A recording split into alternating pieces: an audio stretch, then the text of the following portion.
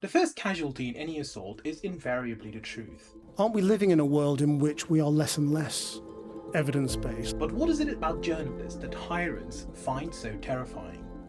Without facts, we cannot fight mis and disinformation. It is the fear of empowerment that comes with knowledge. Despots thrive in the shadows that ignorance casts, manipulating and controlling through a cocktail of misinformation and deceit. Without accountability, we will not have strong policies in place. Yet, a journalist can spark a flame in our mind, capable of incinerating the very foundation of tyranny. 2023 marked one more devastating year for journalism. Hiding the truth is not merely the erratic behavior of the paranoid or the despotically inclined. It is a clear indication of inherent weakness. A government that stands firm in its legitimacy and moral authority does not flinch at criticism, nor recoil from dissent. هي لا تحمي أي صحفي على الإطلاق لا تحمينا هذه الدروع ولا هذه ما نرتديها فقط هي الشعارات فقط. It is the inherent brittleness of despotic rule that dreads from the light of scrutiny, much like a rotten structure teetering on the verge of collapse at the merest prod. Without press freedom, we won't have any freedom.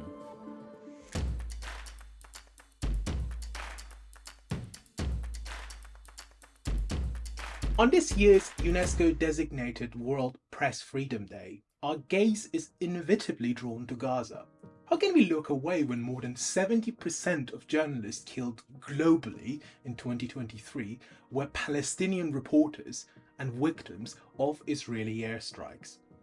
Israeli actions have ushered one of the darkest periods for journalism in recorded history. In this ominous context, President Joe Biden, who hosted his annual White House Correspondents' Dinner, faced a boycott call from Palestinian journalists. In a letter, they accused the Biden administration of complicity in Israel's systematic killing of media workers.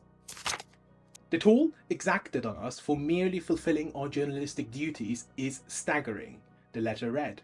We are subject to detentions, interrogations and torture by the Israeli military, all for the crime of journalistic integrity. Biden did not respond to the letter during his private dinner. Why would he? His administration, alongside many of our Western governments, has unequivocally supported Israel's war crimes in Gaza. The US and its allies, through silence or multi-billion-dollar arms support deals, have been complicit in the suppression and indeed the killing of these very journalists. Israel has targeted media personnel in Gaza and Lebanon with lethal precision for some time. From October 7th to May 3rd, at least 97 journalists and media workers were confirmed dead, with 16 injured, 4 missing and 25 arrested. Reports from the Committee to Protect Journalists also detail multiple assaults, threats, cyber attacks, censorship, and even killing of family members of journalists. This pattern of brutality is not merely systematic, it is officially sanctioned. Despite these perils, the killing of journalists in Gaza has not deterred reporters. Why should it, when their mission is to uncover the truth, regardless of the cost? Realizing that physical intimidation could not silence these resolute journalists, Israel understood it had to strike at the very root of their resolve.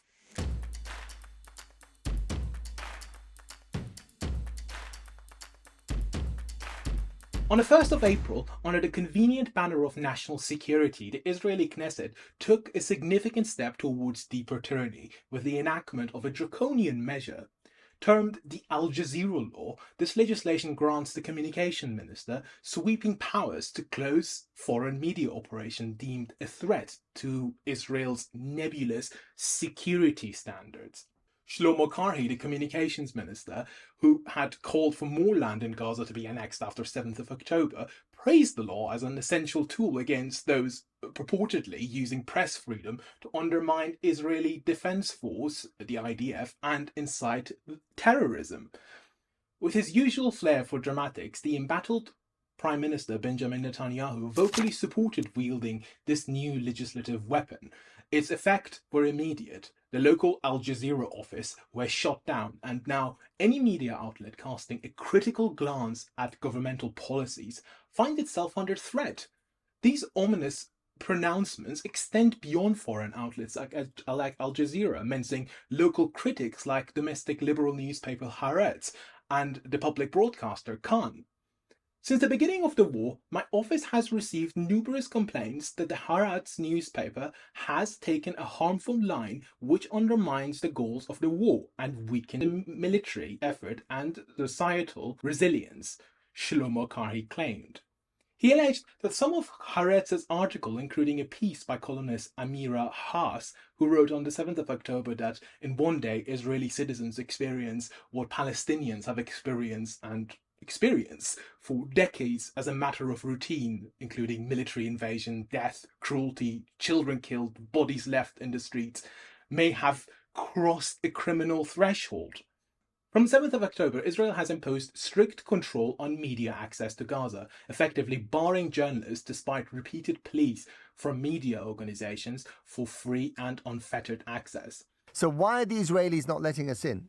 Or the Egyptians, for that matter? I think there are two reasons that the Israelis aren't letting us in. I think one is a genuine security reason. They're bombing the Gaza Strip, and they don't want to kill foreign journalists. And they know that they probably would kill foreign journalists because it is so incredibly dangerous because of the kind of war that they are waging there.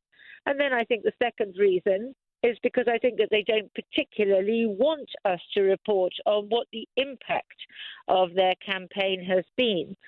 Israel's stringent restrictions on media access to Gaza serve to throttle any semblance of unfiltered news. Journalists are only allowed in under the strict supervision of the IDF, ensuring that whatever is reported aligns strictly with the approved narrative. This is not mere censorship, this is narrative manipulation at its most blatant and disturbing. Domestically, coverage of Israel's actions in Gaza is predominantly skewed to portray Israelis exclusively as victims, conveniently omitting significant aspects of the story. Gideon Levy, a columnist at Haaretz, told Al Jazeera, "For me, over the past 7 months, Al Jazeera English has been one of the primary, if not the primary source of information."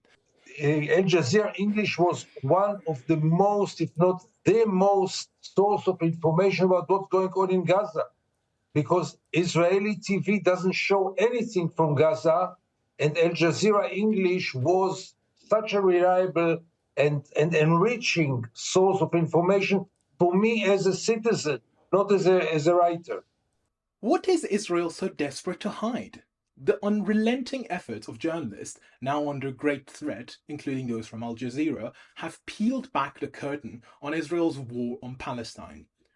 The revealed atrocities include the starvations of civilians, the killing and maiming of children, forced displacement, the use of white phosphorus, the bombing of schools, and the buildings, including religious, cultural, and historical sites, the destruction of every hospital in Gaza, the creation of mass graves filled with children and adults, many of whom were bound at their wrists, the execution of surrendered combatants and civilians, and various cases of sexual violence against Palestinian women in Israeli detention. These are substantiated claims supported by findings of those on the ground, as well as independent United Nations bodies and reputable human rights organizations such as Amnesty International and Human Rights Watch.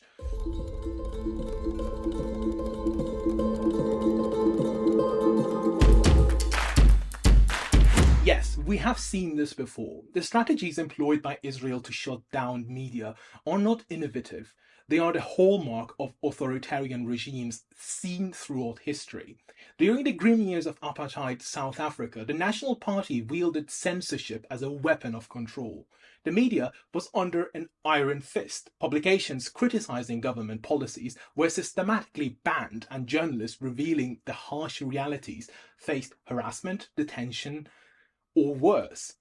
The Rand Daily Mail serves as a stark illustration, known for its bold exposés such as those detailing the Sharperville massacre, where police killed 69 peaceful protesters. It consistently challenged authority. Ultimately, the newspaper was forced to shut down in 1985 due to relentless governmental pressure. This repressive reach extended to foreign correspondents too, whose movements and reporting were curtailed by apartheid censors. Journalists reported particularly piercing truth found themselves expelled, their silenced voices resonating even more profoundly in their forced absence. You can help but hear the echoes of apartheid-era South Africa in what is happening right now in Gaza. It is as if history's darkest chapters are not just being replayed, but intensified in Israel's actions. However, Israel, who has long engaged in systematic oppression of Palestinians and acts that amount to apartheid, now faces allegations of genocide as well. Israel has a genocidal intent against the Palestinians in Gaza. That is evident from the way in which Israel's military attack is being conducted. It is currently under investigation by the International Court of Justice for these genocidal actions. And the court has ruled that South Africa's case is plausible. In the court's view, the aforementioned facts and circumstances are sufficient to conclude that at least some of the rights claimed by South Africa and for which it is seeking protection are plausible. This is the case with respect to the right of Palestinians in Gaza to be protected from acts of genocide and related prohibited acts identified in Article 3, and the right of South Africa to seek Israel's compliance with the latter's obligations under the Convention. The well-worn tactics of silencing the media isn't just about stifling dissent. No, it's far more insidious. It systematically strips away the humanity of targeted groups, eroding their moral standing, bit by bit. And it seems Israel is following the playbook of genocidal regimes with chilling precision. The Rwandan Genocide in 1994 against the Tutsi was not only marked by unprecedented violence, but also by a sinister utilization of the media by the genociders themselves. The most notorious was Radio Television Libre de Mille Collines, RTLM, a Hutu-run radio station that played a critical role in inciting violence, broadcasting hate speech and describing Tutsis as cockroaches and directing killers to Tutsi refugees.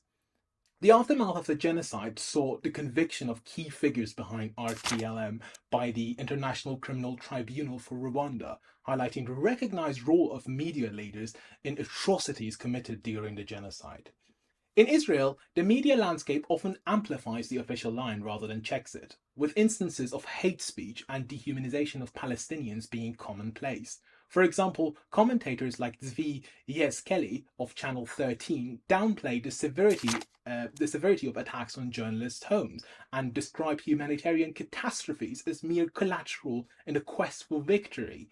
This rhetoric reveals a readiness to rationalize atrocities as policy and view the suffering of adversaries as a necessary cost of success. This government-endorsed narrative, pushed by outlets like far-right Channel 14, blends propaganda with reporting, shaping public opinion not with facts, but with a continuous stream of destructive doctrine. Law for Palestine, a Europe-based NGO, has documented approximately 500 statements from Israeli journalists, commentators, and politicians that are genocidal in nature. For example, on an episode of The Patriot Show, Channel 14, on October 8th, Noam Fathi commented, "When we see images of bombed buildings in Gaza and dead bodies, I say, who cares? It doesn't interest anyone. We need to do more. It needs to be way stronger." Another commentator, this time on Channel 12, which is the most watched station in the country, Yehuda Schlesinger, complained about Gazans finding respite at the beach after months of traumatizing Israeli bombardment, which has left them without homes, places of work, and schools. מגיע לאנשים האלה שם מוות, מוות קשה, מוות בייסורים, ובמקום זה אנחנו רואים אותם מבלים בים, ובסטלבט שלהם, ובכיף שלהם. האנשים האלה אין שם חפים מפשע ברצועת עזה, אין שם, הם הצביעו חמאס, הם רוצים חמאס, הם חגגו, הם חילקו סוכריות, חלקם ירקו על גופות של שני לוק, חלקם עשו סלפים חטופים שלנו, אין שם חפים מפשע, והעובדה שהם עכשיו מבלים בים, שנייה אחת, והעובדה שהם מבלים בים, במקום לרעוב, במקום להיות מטורטרים, במקום לעבור איסורים קשים, במקום להתחבא מהפגזות, הם מבלים בחוף הים, זה בדיוק הסיפור שלנו. אני אענה לך שני דברים, כי זאת תפיסתך. וזאת תפיסתי, אני מכיר אותה שהיא קשה, אבל כשאדם רותח, אנחנו היינו צריכים לראות שם הרבה יותר נקמה, הרבה יותר נהרות של דם של עזתים.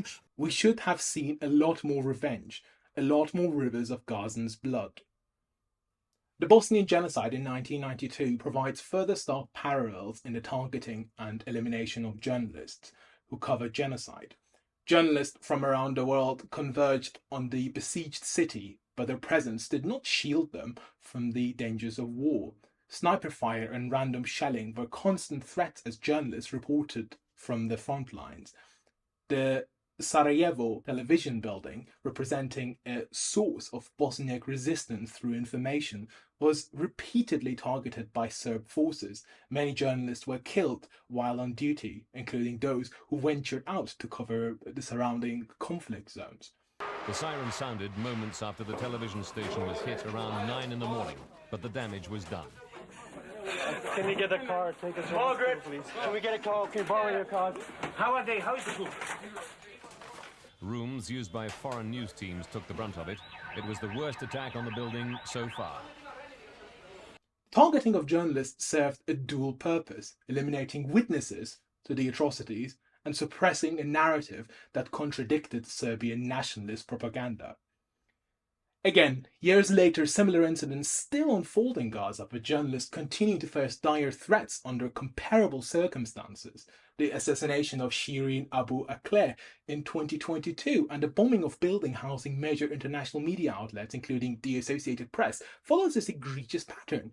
In 2021, before the IDF bombed a building claimed to contain Hamas military intelligence, Jawad Mehdi, the building's owner, was captured on a live Al Jazeera broadcast, pleading a brief delay to retrieve vital equipment.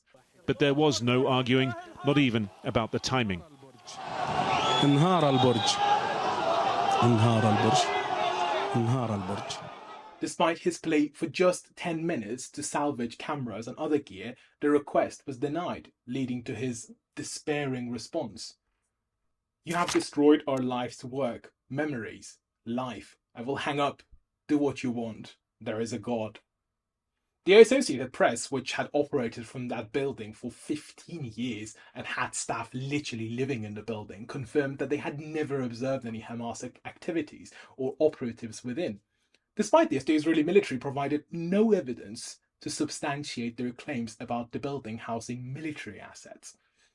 The direct assassination of journalist Shireen Abu Akleh in May 2022 at the hands of an IDF sniper shot to the head occurred while she was unmistakably dressed in a press vest during an Israeli raid in Jenin, a household name across the Arab world for her coverage of Israel and the Palestinian territories. Shireen was omnipresent at every significant event for her 25-year tenure as a senior correspondent for Al Jazeera.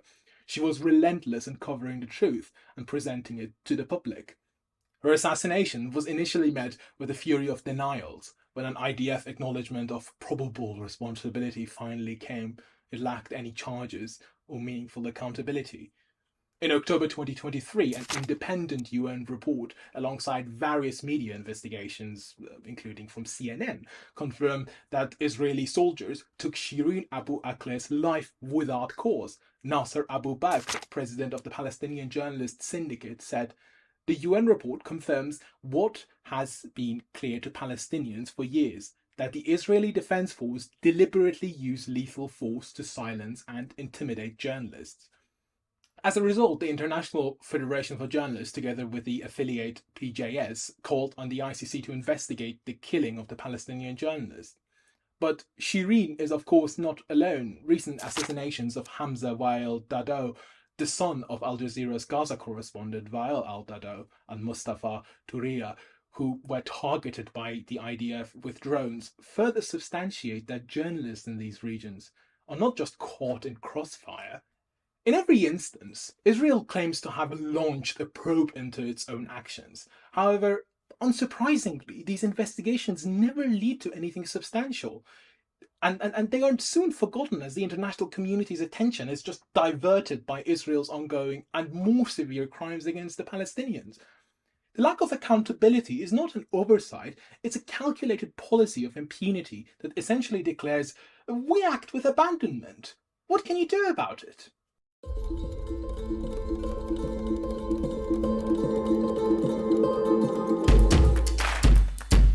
It is impossible to hide a genocide. In today's digital age, Israel faces a surmountable challenge to its attempt to control the narrative surrounding its actions in Gaza. As traditional journalists are blocked from entry, the mantle of reporting has fallen to those who are living the ordeal. These were just people who were normal people on October 6th. Some of them working in journalism, some of them not. They have nowhere to go. It's not as if they've thrust themselves into this for some thrill-seeking or even professional reasons. Just they're there, and they're telling you about their life, writes American journalist Ryan Grimm.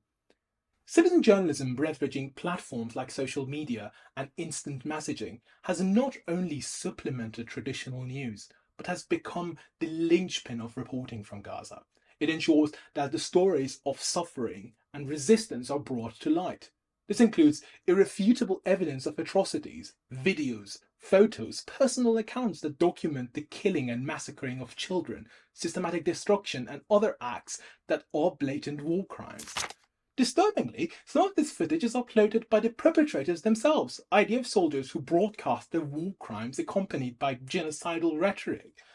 This unmediated insight not only circumvents traditional news gatekeepers, but lays bare the actions that might otherwise be shrouded in denials or obfuscation.